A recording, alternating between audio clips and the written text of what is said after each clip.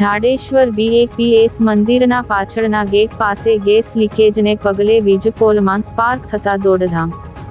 ભરૂચના જાડેશ્વર વિસ્તારમાં આવેલા સ્વામિનારાયણ મંદિરના પાછળના ભાગે ગેસ લીકેજથી નજીક જ વીજ વાયરમાં સ્પાર્ક થતા આગ લાગતા દોડધામ મચી જવા પામી હતી. બનાવની જાણ કરતા ફાયર બ્રિગેડના સ્ટાફે દોડી આવી ગેસ પુરવઠો બંધ કરાવી આગ પર કાબૂ મેળવ્યો હતો.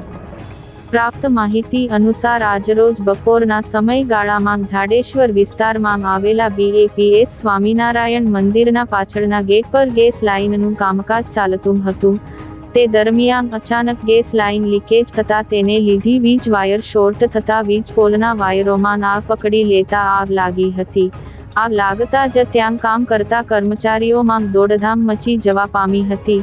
બનાવની જાણ કરતા ફાયર બ્રિગેડના સ્ટાફે સ્થળ પર દોડી આવી ગેસ પુરવઠો બંધ કરાવી પાણીનો મારો ચલાવી આગ પર કાબૂ મેળવ્યો હતો.